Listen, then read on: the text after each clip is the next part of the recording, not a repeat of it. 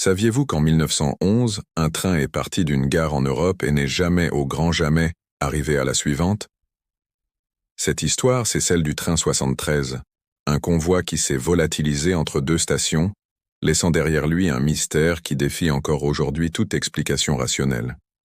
Accrochez-vous, car nous allons remonter le temps, sur les traces de ce convoi fantôme. Ce fameux dimanche d'automne, le train 73 quitte la gare centrale, sa locomotive à vapeur crachant une épaisse fumée blanche dans l'air frais du soir. À son bord, 3 wagons et une poignée de passagers, une douzaine tout au plus, chacun avec sa propre histoire, son propre destin. Tout est en ordre, les horaires sont signés, les soutes sont pleines de charbon, et les lanternes projettent une lueur chaude et rassurante sur les quais.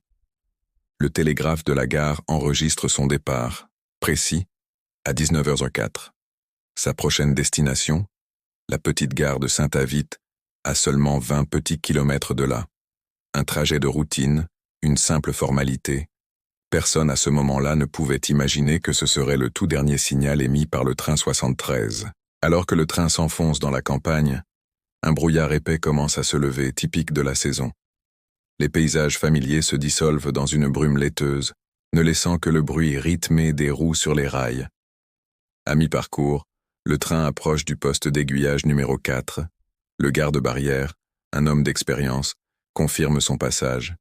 Il lève sa lanterne pour saluer le mécanicien, une tradition. Mais c'est là que les choses deviennent étranges. Plus tard, dans son rapport, il jurera avoir entendu le sifflet du train s'éloigner d'une manière anormale, comme s'il était aspiré, comme s'il s'enfonçait sous l'eau. Un son étouffé, qui se perd dans le néant. Sur le moment, il n'y prête pas plus attention, mettant ça sur le compte du brouillard et de la fatigue. Il ne sait pas encore qu'il est le dernier témoin à avoir vu le train 73. À la gare de Saint-Avit, l'horloge tourne. 19h19, l'heure d'arrivée prévue, passe. Puis 19h30, 19h45. L'inquiétude monte. Le chef de gare tente de contacter la gare centrale, puis les postes intermédiaires. Rien. Le silence radio est total. Le protocole d'urgence est alors déclenché. Une équipe de cheminots est envoyée à pied pour remonter la voie à la recherche du convoi manquant. Ils s'attendent à trouver une scène de catastrophe. Un déraillement, un incendie, des débris. Mais ils ne trouvent rien. Absolument rien. Les rails sont intacts, parfaitement alignés. Pas une seule trace de bois brisé, pas la moindre odeur de fumée, pas le moindre signe d'accident. La seule chose qu'ils découvrent, ce sont des marques de freinage d'urgence, des traces de patinage nettes et profondes sur les rails. Des marques qui commencent brusquement et qui s'arrêtent tout aussi brusquement, au milieu de nulle part. Comme si le train avait freiné de toutes ses forces avant de simplement disparaître. La panique s'installe. Comment un train de plusieurs tonnes peut-il se volatiliser sur une voie unique et surveillée? Les recherches s'intensifient et l'attention se porte sur un élément particulier du paysage ferroviaire. Un vieux tunnel, muré et désaffecté depuis des décennies, qui court parallèlement à la voie principale. Une hypothèse folle émerge.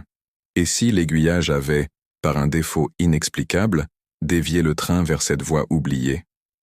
Sous les ordres du chef de ligne, les ouvriers s'attaquent au mur de briques qui condamne l'entrée du tunnel. Derrière, l'obscurité et une odeur de renfermé. À l'intérieur, la poussière est épaisse, mais les enquêteurs remarquent quelque chose d'incroyable.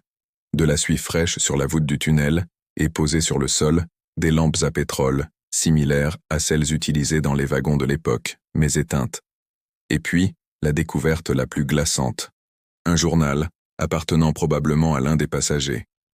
Sur la dernière page, quelques mots griffonnés à la hâte, d'une écriture tremblante. Nous avons ralenti. Il n'y a plus de lumière devant.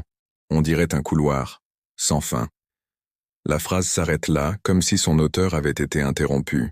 Le tunnel est exploré de bout en bout. Il est vide. Il n'y a aucune sortie, aucune autre voie. Le train n'est pas là. L'enquête officielle piétine et finit par conclure à un incident non résolu. L'affaire est classée, mais la légende du train 73 ne fait que commencer. Les années passent, mais le souvenir du convoi fantôme hante la région. Des décennies plus tard, dans les années 70, des chercheurs en paranormal, intrigués par l'histoire, décident de mener leur propre enquête.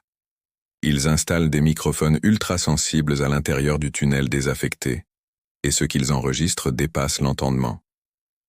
Chaque jour, précisément à 19h19, l'heure à laquelle le train aurait dû arriver à Saint-Avit, les appareils captent une série de sons anormaux. D'abord, un souffle long et profond, comme celui d'une immense machine à vapeur. Puis, 3 coups métalliques distincts.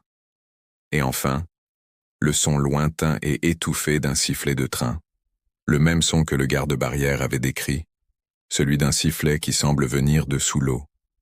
Alors, que s'est-il réellement passé ce soir d'automne 1911 ? S'agissait-il d'un accident spectaculaire, si bien dissimulé par la compagnie ferroviaire que toute trace a été effacée pour éviter un scandale ? C'est une possibilité. Ou bien le train 73 a-t-il été victime d'une anomalie spatio-temporelle, un portail qui se serait ouvert sur les rails, l'emportant dans une autre dimension, entre 2 gares, et peut-être entre 2 mondes. Certains récits, à travers le monde et les époques, parlent d'apparition d'un train à vapeur ancien, surgissant de nulle part avant de disparaître à nouveau. Serait-ce le train 73, condamné à errer éternellement sur les voies du temps? Le mystère reste entier, et le train 73 continue de hanter l'imaginaire collectif, nous rappelant que parfois, la réalité dépasse la plus folle des fictions. Cette histoire vous a intrigué? Vous fascine? Il existe des centaines d'autres mystères non résolus comme celui-ci, des récits qui définissent notre compréhension du monde. Si vous voulez en découvrir d'autres, n'oubliez pas de vous abonner à la chaîne et d'activer la cloche pour ne manquer aucune de nos prochaines explorations dans l'inconnu. Laissez un commentaire pour nous dire ce que vous pensez qu'il est arrivé au train 73. Merci d'avoir voyagé avec nous dans le temps, et à très bientôt pour une nouvelle aventure.